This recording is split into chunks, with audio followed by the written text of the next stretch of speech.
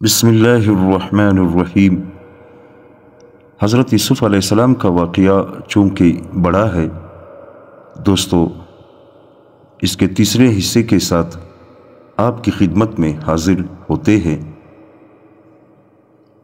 زلیخا نے عزیز کی خیانت اپنی نیت میں کر لی تھی، اس واسطے اپنا پرخدا خود ہی کھول دیا، اپنی بے عزتی کو نہ دیکھا، بول اٹھی کہ واقعہ کھل گیا ہے، میں خود اس امر کا اقرار کرتی ہوں اور اپنا قصور خود بیان کرتی ہوں کہ واقعہ میں نے ہی حضرت یوسف علیہ السلام کو پسلانا چاہا تھا، اور یوسف نے جو میرے خاوند کے سامنے کہا تھا کہ یہ عورت مجھے پسلا رہی تھی، اس بات میں حضرت یوسف علیہ السلام بالکل سچا تھا۔ میں خود اقرار کرتی ہوں کہ وہ قصور میرا ہی تھا، تاکہ میرے خاوند کو معلوم بھی ہو جائے کہ یوسف علیہ السلام میرے پاس پاک دامن ہی رہا۔ یوسف علیہ السلام کی پاک دامنی کی وجہ سے میں بھی پاک ہی رہی ہوں، مجھ سے بھی کوئی بدکاری نہیں ہوئی۔ یہ سچی بات ہے کہ خیانت کرنے والوں کو اور مکاروں اور دغابازوں کو اللہ تعالیٰ فروغ نہیں دیتا۔ زلیخا کا کہنا سچ تھا، اور اپنی بے عزتی آبرو کی پرواہ نہ کرنا اس واسطے بھی تھا کہ حضرت یوسف علیہ السلام کو جیل بھیجنے کے بعد زلیخا اب حضرت یوسف علیہ السلام کے دیدار سے بھی محروم ہو رہی تھی اور پشیمان تھی۔ آپ کے دیدار کے بغیر عشق انتہا کو پہنچ گیا تھا، اس لیے اپنی ذلت اور رسوائی کی پرواہ بھی نہ کی، معاملہ صاف کر دیا۔ حضرت یوسف علیہ السلام نے فرمایا کہ میں اپنے آپ کو پاک نہیں جانتا، نفس تو برائی پر آمادہ کرتا رہتا، جیسا کہ فرمان باری تعالی ہے، میں اپنے نفس کی پاکی کا دعویٰ نہیں کرتا۔ آدمی کا نفس تو برائی کے لیے بڑا ہی ابھرنے والا ہے، مگر ہاں اسی حال میں کہ میرا پروردگار جس پر رحم کرے، بے شک میرا پروردگار بخشنے والا اور رحم کرنے والا ہے۔ اور بعض مفسرین نے اس آیات کا ترجمہ بی بی زلیخا کی جانب کیا ہے، یعنی میں نے اپنے خاوند عزیز کی اس سے زیادہ خیانت نہیں کی، جو میرے خاوند کو معلوم ہی ہے، اور میں اپنے نفس کو بری نہیں کرتی، بے شک نفس تو البتہ برائی کے لیے بڑا ہی ابھرنے والا ہے، مگر جس پر میرا پروردگار رحم کر دے، بے شک میرا پروردگار رحم کرنے والا اور بخشنے والا ہے۔ بہرحال اب وقت آ پہنچا کہ حضرت یوسف علیہ السلام کی عصمت اور پاک دامنی اور صداقت و طہارت کا معاملہ تہمت لگانے والیوں کی زبان سے واضح ہو جائے۔ چنانچہ ظاہر ہو گیا، اور شاہی دربار میں مجرموں نے اقرار جرم کر کے بتا دیا کہ یوسف علیہ السلام کا دامن ہر قسم کی آلودگی سے پاک اور منزہ ہے۔ بادشاہ ریان پر جب حقیقت حال منکشف ہو گئی تو اس کے قلب میں حضرت یوسف علیہ السلام کی عظمت و جلالت قدر کا سکہ بیٹھ گیا، اور ساقی کو حسن عقیدت کے ساتھ یوسف علیہ السلام کی عقل اور دانشمندی کا ذکر، اپنی خواب کی تعبیر بہترین، دل لگتی ہوئی اور عصمت نفس کا یہ انکشاف، یہ سب امور تھے کہ جنہوں نے مل کر بادشاہ کو اس بزرگ ہستی کے دیدار اور اس سے استفادے کا عاشق بنا دیا۔ پھر وہ کہنے لگا، یعنی اسے جلدی میرے پاس لاؤ کہ میں اس کو خاص اپنے کاموں کے لیے مقرر کروں۔ پھر یوسف علیہ السلام اس رہنمائی اور عصمت اور پاک دامنی اور عقل اور دانش کے ساتھ قید خانہ سے نکل کر بادشاہ کے دربار میں تشریف لائے۔ بات چیت ہوئی تو پھر بادشاہ حیران رہ گیا کہ اب تک جس کی راست بازی اور امانت داری اور وفائے عہد کا کچھ تجربہ ہو گیا، اور عورتوں کی زبان سے اور خاص کر بی بی زلیخا کی زبان سے پکی دیانتداری اور امانتداری کا یقین ہوا۔ پھر بادشاہ سمجھا کہ ان کا عقل اور دانش اور وفاداری بے نظیر ہے۔ اس لیے بڑی مسرت کے ساتھ بادشاہ نے کہا کہ بے شک آج کے دن سے یہ ہماری نگاہوں میں بڑے صاحب اقتدار اور امانت دار ہے۔ پھر ان سے دریافت کیا کہ میرے خواب میں کہ سالی کا ذکر ہے، اس کے متعلق مجھے کیا کیا تدابیر اختیار کرنی چاہیے۔ حضرت یوسف علیہ السلام نے جواب دیا جیسا کہ فرمان ہے۔ یوسف نے کہا کہ اپنی مملکت کے خزانوں پر مجھے مختار کر دے، میں حفاظت کر سکتا ہوں اور میں اس کام کا جاننے والا ہوں۔ چنانچہ بادشاہ نے ایسا ہی کیا اور حضرت یوسف علیہ السلام کو اپنی تمام مملکت کا امین اور کفیل بنا دیا اور شاہی خزانوں کی کنجیاں ان کے حوالے کر دی اور عام مختار بنا دیا۔ خداوند اقدس کی شان تو دیکھو کہ ایک وقت حضرت یوسف علیہ السلام کنان کے جنگلات میں بکریاں چراتے، پھر بے کسی کی حالت میں بھائیوں نے کنویں میں ڈال دیا۔ اس کے بعد غلامی کی حالت میں تاجروں میں ناقص اور کم قیمت میں فروخت ہو کر پھر مصر کے بازار میں فروخت ہوئے۔ پھر ایک امیر عزیز مصر کے گھر کے مختار کل ہو گئے، پھر مجرموں کی طرح قید خانہ میں جانا اور کوئی مدت جیل میں گزار کر آج شاہی خزانوں کا مختار کل بننا، چند دنوں کے بعد پوری حکومت عطا فرمانا، یہ قدرت کی طرف سے عنایت ہے۔ یہ خدا کا فضل ہے جس کو عطا فرمائے، اللہ تعالی بڑے فضل والا ہے۔ پروردگار عالم جل جلالہ کا فرمان ہے، اور اسی طرح ہم نے حضرت یوسف علیہ السلام کے قدم سرزمین مصر میں جمائے۔ بادشاہ روم نے ایک آدمی کو بہت مال و دولت دے کر مصر کو روانہ کیا کہ یہ مال و دولت دے کر بادشاہ مصر کے باورچی اور ساقی کو راضی کر کے بادشاہ کو زہر کھلائی جائے۔ ساقی نے بات نہ مانی، کسی طرح بادشاہ کو خبر ہو گئی، دونوں کو قید خانہ میں بیچ دیا۔ پھر انہوں نے خواب دیکھا جس کا ذکر ہو چکا ہے۔ بہرحال جب بادشاہ نے حضرت یوسف علیہ السلام کو بلایا تو انہوں نے فرمایا کہ پہلے مصر کی ان عورتوں سے حال دریافت کرو جنہوں نے اپنے ہاتھ کاٹے تھے۔ یہ بات سن کر بادشاہ حیران ہوا اور ساقی سے دریافت کیا۔ ساقی نے کہا کہ وہ عبرانی غلام ہے، نہایت ہی حسین، اس کو عزیز مصر نے مالک سے خریدا تھا۔ پھر تمام کیفیت اس کے قید ہونے کی سنائی۔ پھر بادشاہ ریان بن ولید نے جیل خانہ کے انچارج سے دریافت کیا۔ پھر چارج نے کہا کہ عزیز مصر نے اس کو قید کیا ہے اور حضرت یوسف علیہ السلام ہر دن روزہ رکھتے ہیں اور رات کو عبادت میں رہتے ہیں، اور جو کھانا انہیں دیا جاتا ہے 2 لقمے خود تناول فرماتے ہیں، باقی محتاجوں میں تقسیم کر دیتے ہیں۔ پھر بادشاہ نے عزیز مصر کو بلایا اور اس سے پوری کیفیت دریافت کی۔ عزیز مصر نے اصلی حالت کو چھپا کر کہا کہ میں نے اس غلام کو خرید کر فرزندی میں رکھا تھا، اس سے خیانت ہو گئی، اس واسطے میں نے اس کو قید کر دیا۔ پھر ان عورتوں کو بادشاہ نے اپنے دربار میں بلایا جنہوں نے اپنے ہاتھ کاٹے تھے۔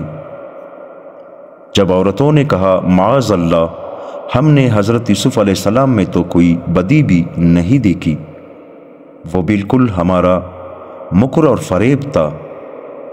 پھر بادشاہ نے بی بی زلیخا کو بلایا اور تمام حالات دریافت کیے۔ بی بی زلیخا نے بھی اقرار کیا کہ میں نے خود اس کو اپنی طرف بلایا اور وہ اپنی بات میں سچا ہے۔ جب عصمت اور طہارت حضرت یوسف علیہ السلام کی ظاہر ہو گئی تب بادشاہ نے اپنے خاص مقرب آدمی کو حضرت یوسف علیہ السلام کے بلانے کے واسطے روانہ کیا اور تمام حقیقت صفائی کی سنائی۔ حضرت یوسف علیہ السلام نے فرمایا کہ یہ کام میں نے اس لیے کرایا تھا کہ عزیز مصر کو معلوم ہو جائے کہ میں نے اس کی خیانت نہیں کی۔ پھر حضرت یوسف علیہ السلام نے بڑی عزت کے ساتھ زندان سے نکلتے وقت قیدیوں کے لیے دعائے خیر کی۔ حضرت یوسف علیہ السلام غسل کر کے بہترین لباس پہن کر شاہی گھوڑے پر سوار ہو کر بادشاہ کے دربار میں حاضر ہوئے۔ جب بادشاہ کی نظر حضرت یوسف علیہ السلام پر پڑی تو بے اختیار ہو کر بادشاہ کی زبان سے یہ بات نکلی کہ یہ مکرم روح یا فرشتہ مجسم ہے، نہ کسی نے ایسا شخص دیکھا نہ سنا۔ بادشاہ نے بڑی عزت سے مکان میں بٹھایا۔ بات چیت کے ہونے میں بھی بڑے کمالات نظر آئے۔ پھر بادشاہ نے عرض کیا کہ میرے خواب کی تعبیر اپنی زبان سے مجھے سنائیں۔ حضرت یوسف علیہ السلام نے فرمایا کہ اگر اجازت ہو تو میں آپ کا خواب ہی پہلے مفصل طریقے سے بیان کروں، بعد میں اس کی تعبیر بیان کروں۔ بادشاہ کو یہ بات زیادہ پسند آئی۔ حضرت یوسف علیہ السلام نے فرمایا کہ بادشاہ نے خواب یوں دیکھا ہے کہ 7 گائیں فروا، سفید پوست اور سیاہ آنکھوں والی سبز رنگ دریائے نیل کے کنارے میں ظاہر ہوئی۔ ان کے حسن اور خوبصورتی سے بادشاہ تعجب میں رہا۔ اسی عرصے میں دریائے نیل کا پانی خشک ہوا اور سوائے کیچڑ کے کچھ بھی نہ رہا۔ اس کیچڑ میں 7 گائیں تھیں جن کا پیٹ سے ملا تھا، اور پھر وہ سب گائیں آپس میں ملی۔ وہ دہلی گائیں موٹیوں پر غالب آ گئی، ان کی ہڈیاں توڑ کر گوشت پوست سب کھا گئی۔ جب بادشاہ نے یوسف علیہ السلام سے سچائی اپنے خواب کے بارے میں سنی تو حضرت یوسف علیہ السلام کی محبت بادشاہ کے دل میں بیٹھ گئی، کیونکہ حضرت یوسف علیہ السلام کی بزرگی اور بڑائی معلوم ہو گئی۔ پھر حضرت یوسف علیہ السلام نے فرمایا کہ بادشاہ ان گایوں کو تعجب سے دیکھ رہا تھا کہ اسی وقت 7 خوشے تر اور 7 خشک ایک ہی جگہ سے نکلے، اور جڑ سب کی پانی اور مٹی میں مضبوط تھی۔ بادشاہ اس خیال میں ہے کہ مقام تو سب کا ایک ہے، پھر سیاہی و سبزی اور خشکی کیوں ہے؟ اسی وقت ایک ہوا چلی، پھر وہ خشک خوشے اور سبز آپس میں ملے، اور سبزی کا اثر چلا گیا، سب خشک ہو گئے۔ بادشاہ نے یہ بیان یوسف علیہ السلام سے سنا تو کہا، واللہ تیرا کہنا بے کم و کاست ہے، تعبیر تو پہلے ہی ہو چکی تھی۔ بادشاہ نے کہا، اب اس کا کیا بندوبست ہونا چاہیے؟ تو یوسف علیہ السلام نے فرمایا کہ تمام ملک مصر میں دہقانوں کو کوشش سے زراعت کرنے کا حکم صادر کرو۔ اگر سستی ہوئی تو بڑا نقصان ہوگا۔ 7 سال کے پیداوار میں قوت لایمود کا خرچ کرے، باقی غلہ بما خوشوں کے جمع کرے۔ بادشاہ ریان یہ باتیں سن کر حیران ہوا اور کہا کہ یہ عظیم الشان کام کس کے حوالے کروں؟ تو حضرت یوسف علیہ السلام نے فرمایا، یہ امر عظیم میرے حوالے کر دے۔ بادشاہ نے خوشی سے یہ کام حضرت یوسف علیہ السلام کے سپرد کر دیا، بلکہ ملک کے تمام خزانوں پر متصرف کر دیا۔ پھر عزیز مصر فوت ہو گیا۔ اس کے بعد یوسف علیہ السلام کو مختار کل بنا دیا۔ یوسف علیہ السلام ایک وسیع مقام بنوایا اور تمام ملک سے محصول قلیل و کثیر جمع کر کے اس مکان کو بھر دیا۔ اس طرح 7 سالوں کے لیے پیداوار جمع ہو گئی۔ پھر قحط شروع ہو گیا۔ 7 سال کا کچھ بھی کسی کے پاس نہ رہا۔ بھوک کی شدت میں ساری دنیا مبتلا ہو گئی۔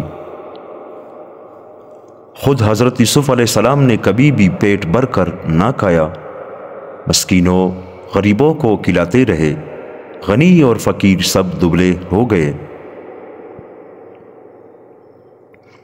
جو لوگوں کا مال و متاع تھا سب ختم ہو گیا، تو مصر کے سب لوگوں نے اپنی جان کو غلامی میں دے کر کھانا پینا شروع کیا۔ سب لوگ مصر کے حضرت یوسف علیہ السلام کے غلام ہو گئے، لیکن یوسف علیہ السلام نے قحط کے ختم ہونے پر لوگوں کو آزاد کر دیا۔ جب قحط کا اثر تمام ملک میں عام ہو گیا تو پتہ چلا کہ مصر میں غلہ ملتا ہے۔ ایک قافلہ کنان کا مصر جانے لگا۔ غلے کے لیے تو برادران یوسف علیہ السلام نے بھی اپنے والد حضرت یعقوب علیہ السلام کی خدمت میں عرض کیا کہ مصر میں عزیز مصر نے غلے کا انبار کھولا ہے، اجازت ہو تو ہم بھی جو کچھ ہمارے پاس ہے لے کر جائیں۔ حضرت یعقوب علیہ السلام نے اجازت دے دی۔ بغیر بنیامین کے سب بھائی اپنی اپنی اونٹیوں پر سوار ہو کر مصر چلے گئے، اور اسی طرح ہم نے یوسف علیہ السلام کو ملک کا قبضہ دیا۔ الغرض شاہ مصر ریان بن ولید نے سلطنت مصر کی وزارت آپ کو دے دی۔ پہلے اس عہدے پر بی بی زلیخا کا خاوند تھا جس نے آپ کو خریدا تھا۔ آخر بادشاہ مصر آپ کے ہاتھ پر ایمان لایا۔ ابن اسحاق رحمۃ اللہ علیہ فرماتے ہیں کہ آپ کو خریدنے والے کا نام اطغر تھا، یہ انہی دنوں میں انتقال کر گیا۔ حضرت فضیل بن عیاض رحمۃ اللہ علیہ فرماتے ہیں کہ عزیز کی بیوی راستے میں کھڑی تھی، ادھر سے حضرت یوسف علیہ السلام کی سواری نکلی تو بے ساختہ بیوی کے منہ سے یہ بات نکلی کہ الحمدللہ، شان خدا پہ قربان جائے کہ جس نے اپنی فرما برداری کی وجہ سے غلاموں کو بادشاہ کر دیا اور نافرمانی کی وجہ سے بادشاہوں کو غلام بنا دیا۔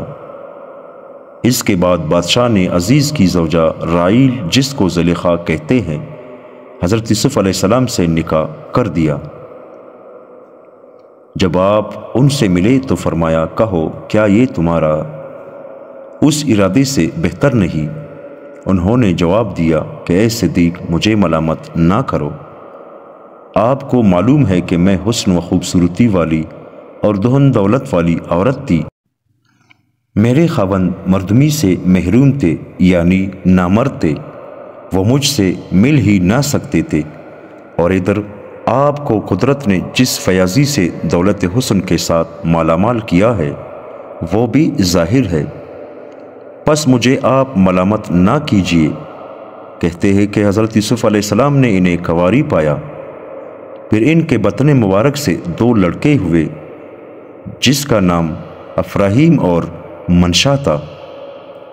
افراہیم کے ہاں نون پیدا ہوئے جو حضرت یوشع علیہ السلام کے والد تھے، اور ایک صاحبزادی ہوئی جس کا نام رحمت تھا جو حضرت ایوب علیہ السلام کی بیوی تھی۔ حضرت یوسف علیہ السلام نے سال سال تک تو وزیر کی حیثیت سے غلہ اناج جمع کیا۔ جب قحط عام پھیل گیا اور کنان وغیرہ تک قحط کا اثر جا پہنچا تو حضرت یوسف علیہ السلام ہر بیرونی آدمی کو 1 اونٹ کا بوجھ غلہ عنایت کرتے تھے، اور خود اور لشکر وغیرہ صرف ایک ہی بار دوپہر کے وقت آدھا نوالا کھا لیتے اور اہل مصر کو پیٹ بھر کر کھلاتے تھے۔ اور جب حضرت یوسف علیہ السلام کے بھائی مصر پہنچے تو حضرت یوسف علیہ السلام نے ان کو پہچان لیا، اور وہ نہ پہچانتے تھے جیسا کہ فرمان ہے۔ اور یوسف کے بھائی آئے، پس یوسف علیہ السلام کے پاس گئے تو اس نے انہیں پہچان لیا اور انہوں نے اس کو نہ پہچانا۔ جب برادران یوسف والد کی اجازت سے مصر پہنچے تو آپ نے نیک نگاہ ان کو پہچان لیا اور ان میں سے کسی نے بھی آپ کو نہ پہچانا، کیونکہ آپ ان سے بچپن میں جدا ہوئے اور انہوں نے سوداگروں کے ہاں فروخت کر دیا تھا۔ ان کے تو وہم گمان میں بھی یہ بات نہ آ سکتی تھی کہ وہ بچہ جسے غلامی کی حالت میں بیچ دیا، آج وہ عزیز مصر کیسے بن سکتا ہے۔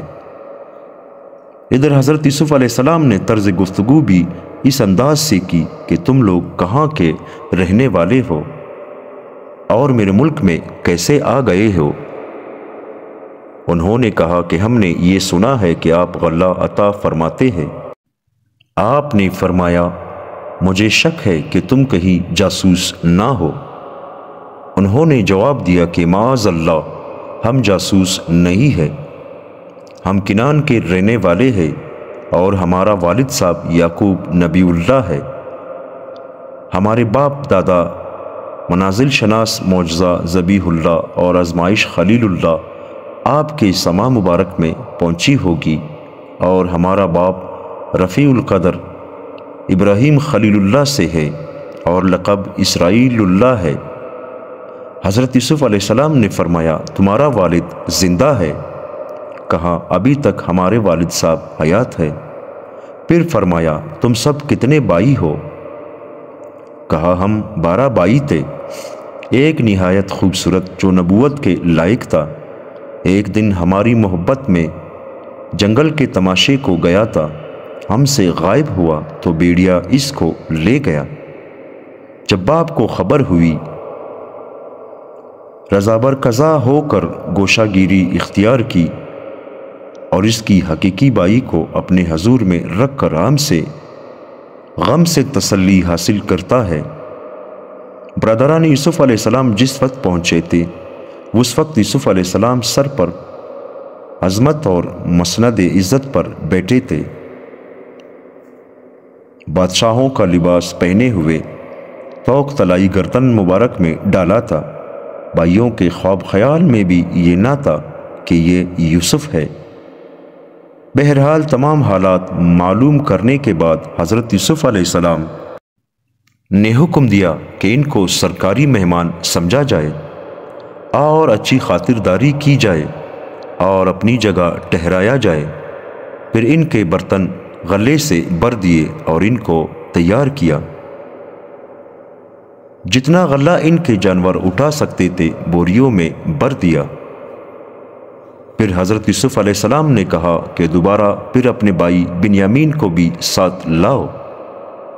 تم نہیں دیکھتے کہ میں نے تمہاری کیسی خاطر تواضع کی ہے، جیسا کہ ارشاد ہے۔ جب یوسف علیہ السلام نے ان کو ان کا اسباب مہیا کر دیا تو فرمایا کہ تم میرے پاس اس بھائی کو بھی لاؤ جو وہاں رہ گیا ہے۔ کیا آپ لوگوں نے غور نہیں کیا کہ میں نے ناپ تول میں کوئی کمی نہیں کی، اور میں بہترین مہمانی کرنے والا ہوں؟ اور اگر تم اسے میرے پاس نہ لائے تو میری طرف سے تم لوگوں کو غلہ بالکل نہ ملے گا، بلکہ تم میرے قریب بھی نہ آنا۔ حضرت یوسف علیہ السلام نے پہلے ان کو لالچ دیا، پھر ڈرایا دمکایا کہ کسی طرح یہ بھائی کو ساتھ لائیں۔ بھائیوں نے کہا ہماری پوری کوشش ہوگی کہ والد صاحب اس کو اجازت دے دیں اور ہم آپ کے پاس اس کو حاضر کر دیں۔ اس واقعے کو قرآن پاک نے ان الفاظ کے ساتھ ذکر کیا ہے۔ انہوں نے کہا ہم والد صاحب سے اس بارے میں بات چیت کر کے پوری کوشش کریں گے۔ جب کوچ کی تیاری ہونے لگی تو حضرت یوسف علیہ السلام نے اپنے نوکروں کو اشارہ کیا کہ ان کا اسباب جس کے عوض انہوں نے غلہ خریدا ہے وہ بھی انہیں اس خوبصورتی سے واپس کر دو کہ انہیں معلوم تک نہ ہو، جیسا کہ فرمان ربی ہے۔ اور آپ نے اپنے خدمت گزاروں سے فرمایا کہ ان کی پونجیاں ان کے بوریوں میں رکھ دو، جب یہ اپنے گھر کو جائیں اور اپنی پونجیوں کو پہچان لے تو بہت ممکن ہے کہ یہ لوٹ کر پھر آ جائیں۔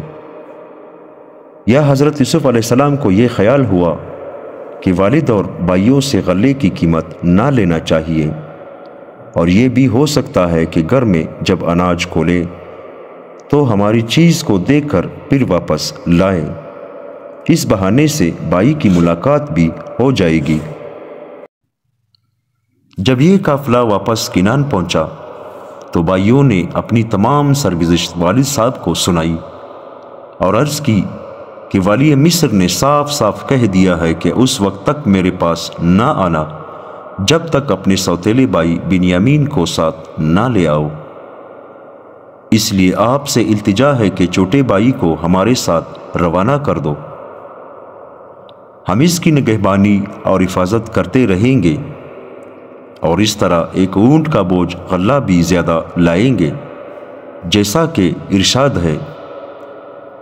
جب یہ لوٹ کر اپنے والد کے پاس گئے تو کہنے لگے کہ ہم سے تو غلے کا پیمانہ روک لیا گیا ہے، آپ ہمارے بھائی کو ہمارے ساتھ روانہ فرما دیں تاکہ ہم پیمانہ بھر کر لائیں اور ہم اس کی حفاظت کرتے رہیں گے۔ حضرت یعقوب علیہ السلام نے فرمایا کہ میں تم پر ایسا ہی اعتماد کروں گا جس طرح اس کے بھائی یوسف کے بارے میں کر چکا ہوں۔ تمہاری کیا حفاظت ہے، خدا ہی سب سے بہتر حفاظت کرنے والا ہے اور سب سے زیادہ رحم کرنے والا ہے۔ اللہ تعالیٰ نے اس کو ان الفاظ میں بیان فرمایا ہے۔ حضرت یعقوب علیہ السلام نے فرمایا کہ میں بنیامین کے بارے میں ویسا ہی اعتماد کروں گا جیسے اس سے قبل اس کے بھائی یوسف علیہ السلام کے بارے میں کر چکا ہوں۔ اللہ ہی بہتر حفاظت کرنے والا ہے اور سب سے بڑھ کر رحم کرنے والا اللہ ہے۔ اس گفتگو سے فارغ ہو کر انہوں نے اپنا سامان کھولنا شروع کر دیا اور دیکھا کہ ان کی پونجی بھی واپس کر دی گئی ہے۔ یہ دیکھ کر پھر کہنے لگے، اے ابا جان، ہمیں اس سے زیادہ کیا چاہیے؟ دیکھیے غلہ بھی ملا اور ہماری پونجی جیسے تھی ویسے ہی لوٹا دی گئی۔ اس نے تو ہم سے قیمت بھی نہ لی، اب ہمیں اجازت ہو کہ ہم بھائی کو ہمراہ لے کر دوبارہ اس کے پاس جائیں اور گھر والوں کے لیے غلہ بھی لائیں اور والی مصر سے کیے ہوئے وعدے کو پورا کریں۔ توریت میں ہے کہ برادران یوسف علیہ السلام اور حضرت یعقوب علیہ السلام پونجیوں کو دیکھ کر ڈر گئے تھے کہ نامعلوم اب کیا نئی آفت آنے والی ہے، مگر واقعات کی ترتیب اور حضرت یوسف علیہ السلام کی طرز عمل کے پیش نظر جس کا ذکر توریت اور قرآن میں یکساں طور پر ذکر کیا گیا ہے، یہی درست ہے کہ برادران یوسف علیہ السلام خود اپنے ہاتھ سے غلے کی قیمت ادا کر چکے تھے۔ اس لین دین کے بعد قافلہ روانہ ہوا تھا۔ پھر ہر بھائی کے کجا میں الگ الگ اس کی قیمت کی واپسی ہر عقل مند کے لیے رہنمائی کرتی ہے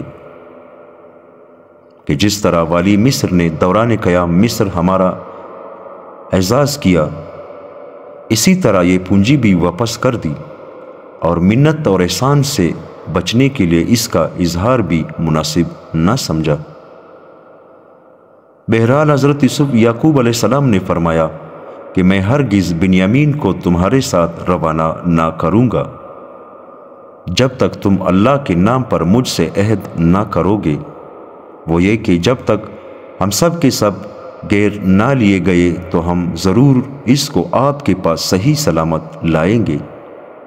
پھر جب سب نے متفق ہو کر والد بزرگوار کے روبرو پختہ عہد کر لیا اور آپ کو ہر طرح اطمینان دلایا تو تب آپ نے فرمایا کہ یہ سب کچھ محض اسباب ظاہری پر ہے، ورنہ کیا تم اور کیا تمہاری حفاظت اور کیا ہم اور کیا ہمارا عہد، ہم سب اس معاملے کو اللہ کی نگہبانی میں دینا چاہتے ہیں۔ اور فرمایا، ہم نے جو قول و اقرار کیا ہے اس پر اللہ نگہبان ہے۔ اس عہد پیما کے بعد برادران یوسف علیہ السلام کا قافلہ دوبارہ مصر کو روانہ ہوا اور بنیامین بھی ہمراہ ہے۔ والد بزرگوار نے رخصت کرتے وقت روتے ہوئے نصیحت فرمائی، جس کا قرآن مجید میں ان الفاظ کے ساتھ ذکر ہوا ہے۔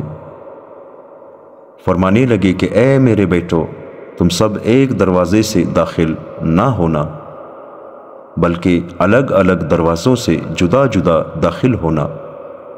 میں خدا کی طرف سے آنے والی کسی چیز کو تم سے نہیں ٹال سکتا۔ صرف حکم اللہ ہی کا ہے، میرا کامل بھروسہ اس پر ہے، اور ہر بھروسہ کرنے والے کو اس پر بھروسہ کرنا چاہیے۔ میں نے جو کچھ کہا وہ احتیاطی تدابیر کے طور پر ہے، اور یقینی بات اللہ تعالیٰ ہی پر بھروسہ ہے۔ حضرت یعقوب علیہ السلام نے آنسوؤں کے بہانے اور دعاؤں اور نیک نصیحت کے ساتھ اپنے بیٹوں کو رخصت فرمایا۔ چونکہ آپ کے تمام بیٹے طاقتور جوان، اس لیے نظر بد سے بچنے کے لیے یہ تدبیر بطور نصیحت فرما دی کہ تم الگ الگ دروازوں سے داخل ہونا، اس لیے کہ نظر بد حق ہے، یہ گھوڑے سوار کو بھی گرا دیتی ہے۔ جہاں تک قضاء الہی کا تعلق ہے، اس سے کوئی نہیں روک سکتا، اللہ کا ارادہ پورا ہو کر رہتا ہے۔ چنانچہ بیٹے اپنے والد بزرگوار کی نصیحت پر عمل کرتے ہوئے مصر میں الگ الگ دروازے سے دور دور ہو کر داخل ہو گئے۔